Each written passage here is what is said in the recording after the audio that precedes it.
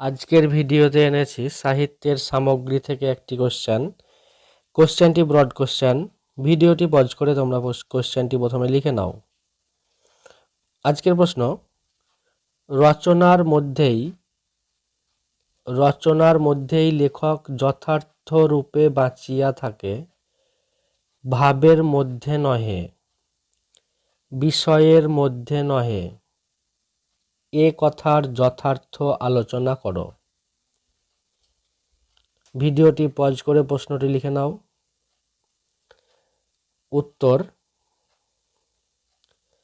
আত্মপ্রকাশই কবির ধর্ম। আত্মপ্রকাশই কবির ধর্ম। পূর্ণচ্ছেদ,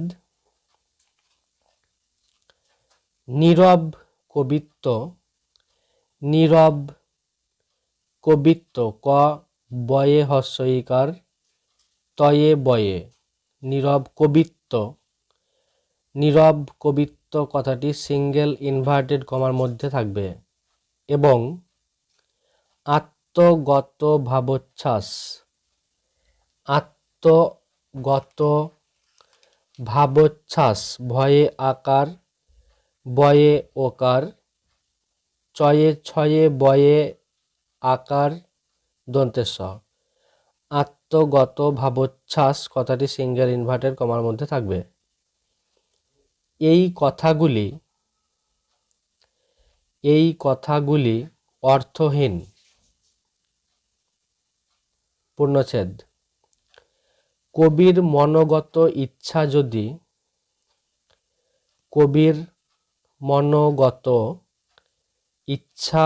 যদি নিজের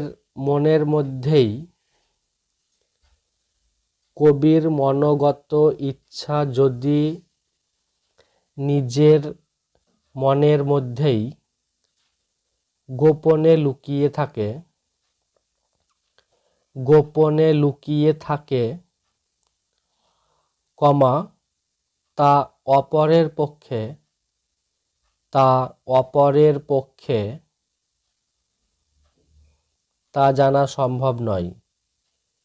অপরের পক্ষে তা জানা সম্ভব নয়, তার বিচারও সম্ভব নয়। তার বিচারও সম্ভব নয়। পূর্ণচ্ছেদ, সম্রাট অশোক তার মনের ভাবকে স্থায়ী রূপ দিতে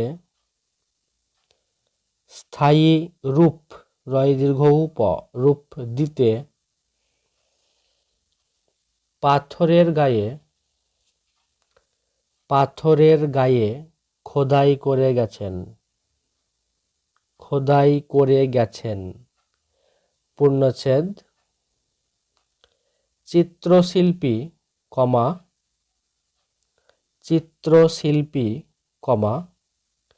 ভাস্কর ভয়ে আকার দন্তে শয়ে কয়ে র, ভাস্কর, স্থপতি কিংবা সাহিত্যিক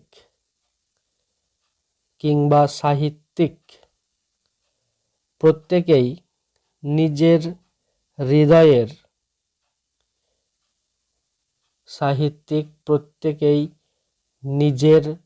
হৃদয়ের ভাবকে অপরের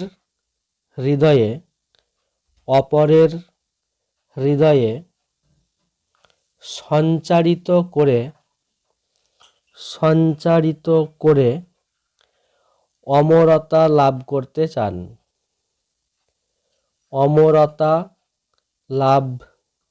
চান। পূর্ণচ্ছেদ, প্যারা চেঞ্জ করে লিখো। আমাদের দৈনন্দিন প্রয়োজন মেটানোর জন্য, প্যারা চেঞ্জ করে লিখছ, আমাদের দৈনন্দিন প্রয়োজন মেটানোর জন্য ধান,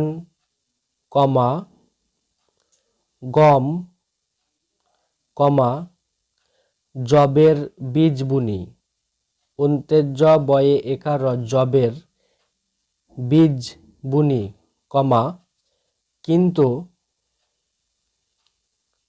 কিন্তু চিরকালের অরণ্য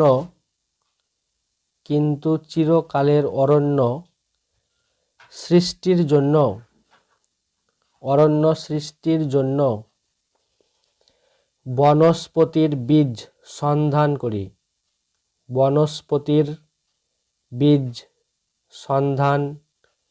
করি। পূর্ণচ্ছেদ। আমাদেরকে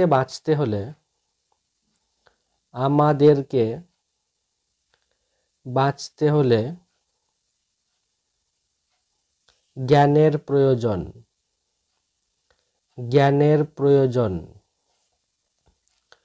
পূর্ণচ্ছেদ। তাই সাহিত্য সারবান দন্তেশয়ে আকার র বয়ে আকার দন্তানো সারবান তথা জ্ঞানের কথাও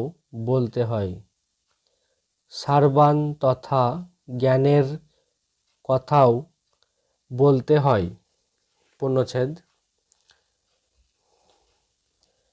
কিন্তু জ্ঞানের জিনিস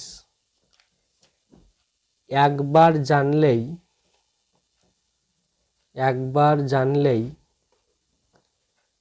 তা পুরাতন হয়ে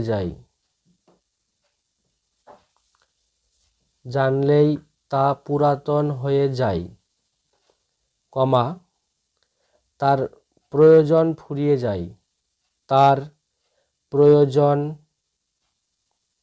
ফুরিয়ে যায়। পূর্ণচ্ছেদ। যেমন সূর্য পূর্ব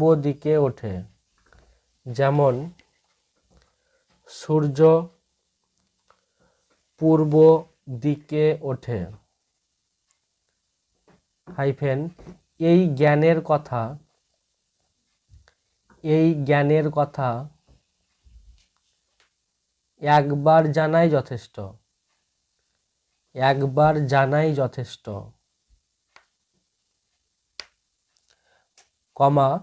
কিন্তু পূর্ব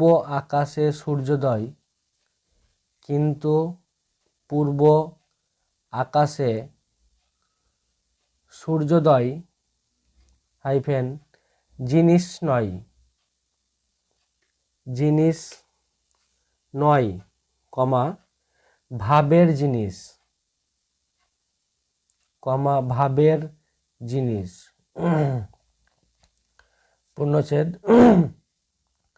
পূর্ণচ্ছেদ দেওয়ার পর লিখো, জ্ঞানের বিষয়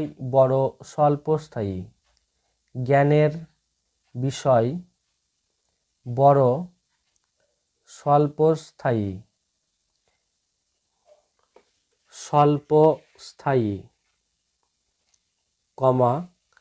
নতুন জ্ঞানের উদয়ে প্রাচীন জ্ঞান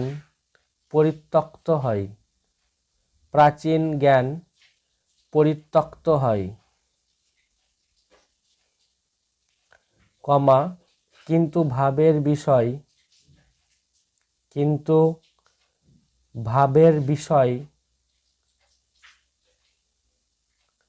যত পুরাতন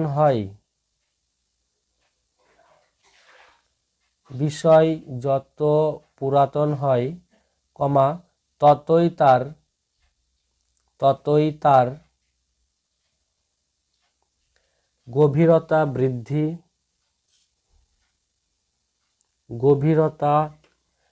বৃদ্ধি এবং তা একটা শাশ্বত সনাতন রূপ লাভ করে।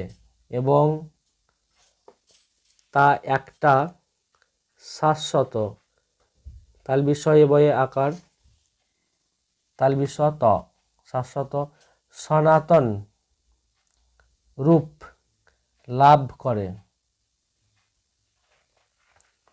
পূর্ণচ্ছেদ,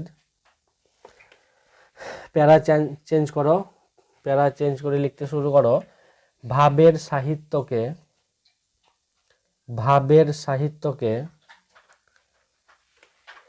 স্থায়িত্ব লাভের প্রয়োজনে নানা প্রকার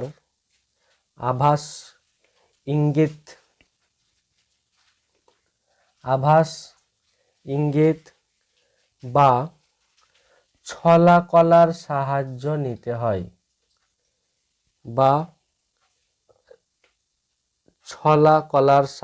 নিতে হয়,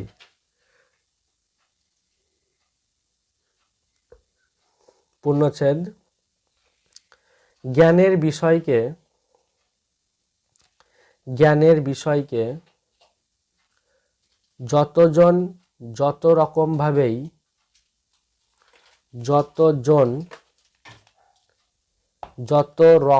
ভাবেই প্রকাশ করুক না কেন, কমা, তাতে বিষয়ের কোনো পরিবর্তন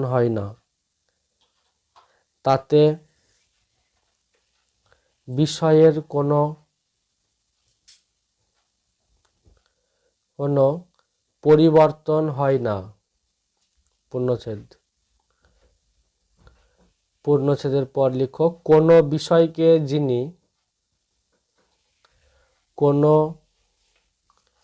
বিষয়কে যিনি যত সাজিয়ে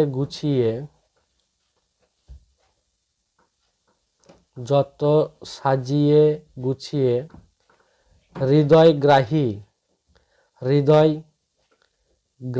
গয়ের রফালাকার হয় দীর্ঘইকার গ্রাহী করে তুলতে পারবেন, হৃদয়গ্রাহী করে তুলতে পারবেন, তারই জয় জয়কার।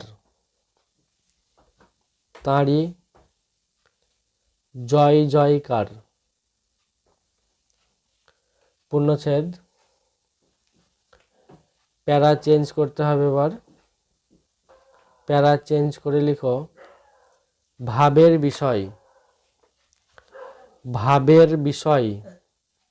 কমা, রচনার বিষয়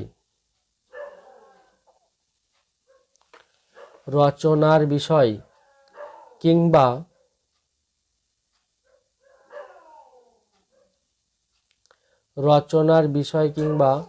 তত্ত্ব সর্বজনীন, তয়ে বয়ে তত্ত্ব সর্বজনীন হাইফেন, এগুলি নিয়ে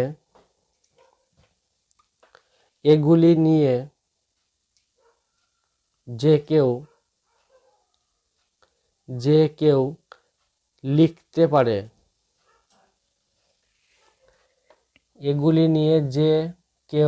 লিখতে পারে, কমা, একজন না লিখলেও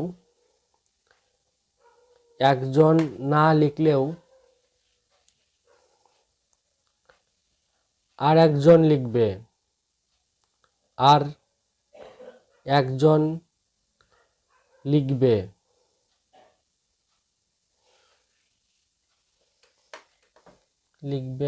পূর্ণচ্ছেদ দাও, এতে লেখকের কোনো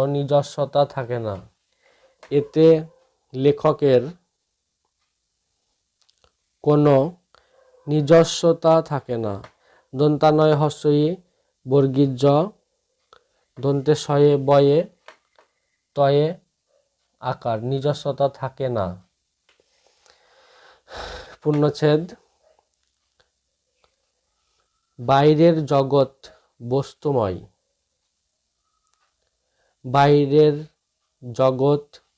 বস্তুময় হাইফেন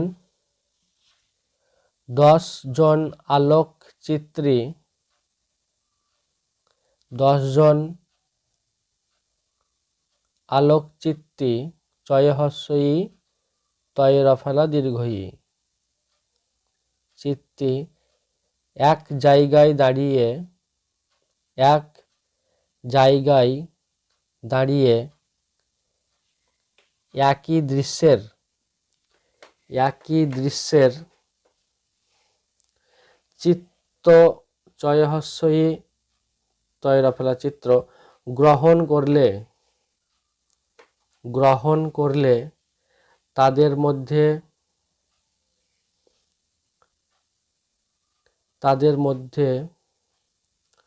কোনো পার্থক্য খুঁজে পাওয়া যাবে না। চিত্রগ্রহণ করলে তাদের মধ্যে কোনো পার্থক্য খুঁজে পাওয়া যাবে না। পূর্ণচ্ছেদ কিন্তু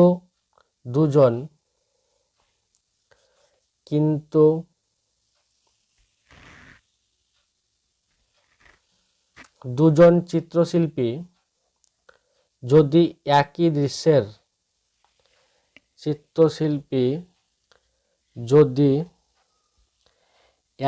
দৃশ্যের দুটি চিত্র রচনা করেন,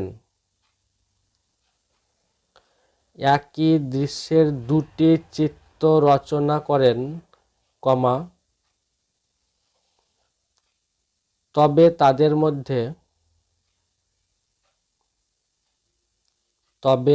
মধ্যে পার্থক্য সুস্পষ্ট রূপেই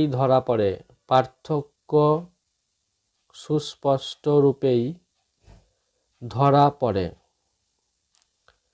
পূর্ণচ্ছেদ প্যারা চেঞ্জ করে ভাষা,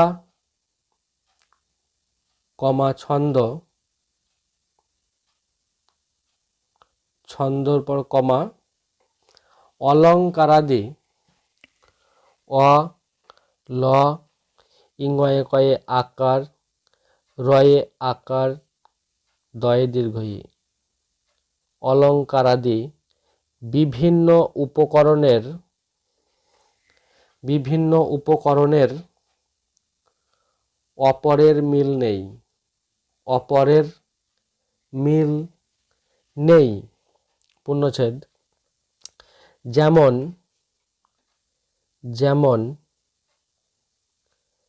বর্ষাকে অবলম্বন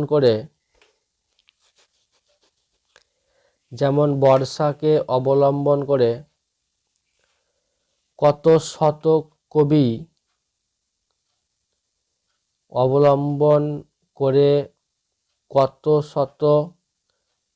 কবি তয়ে ওকার কত শত কাব্য রচনা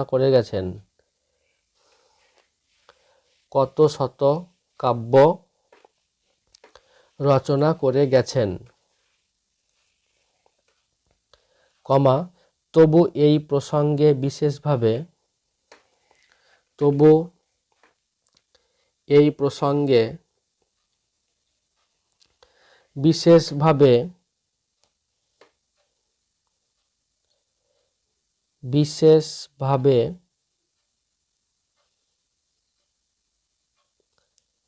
বিশেষভাবে কালিদাস বা রবীন্দ্রনাথের নামই সর্বপ্রথম মনে আসে কেন? বিশেষভাবে কালিদাস বা রবীন্দ্রনাথের নামই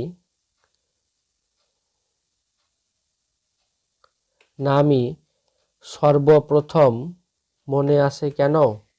জিজ্ঞাসা চিহ্ন হবে।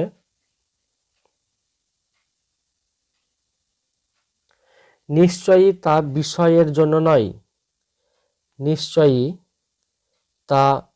বিষয়ের জন্য নয়।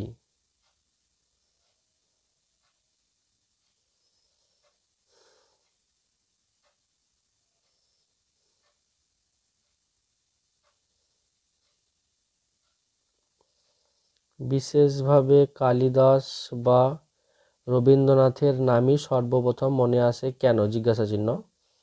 নিশ্চয়ই তা বিষয়ের জন্য নয়, কমা, তা রচনার জন্যই। তা রচনার জন্যই।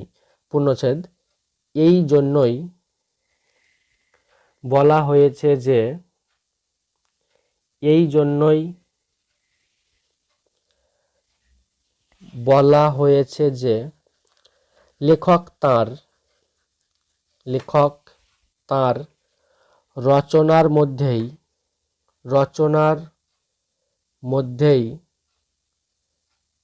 যথার্থ রূপে বেঁচে থাকেন। রচনার মধ্যেই যথার্থ রূপে বেঁচে থাকেন, কমা, ভাবের মধ্যে বা বিষয়ের মধ্যে নয়। ভাবের মধ্যে বা বিষয়ের মধ্যে নয়। পূর্ণচ্ছেদ শেষ। উত্তরটি এখানেই শেষ হলো।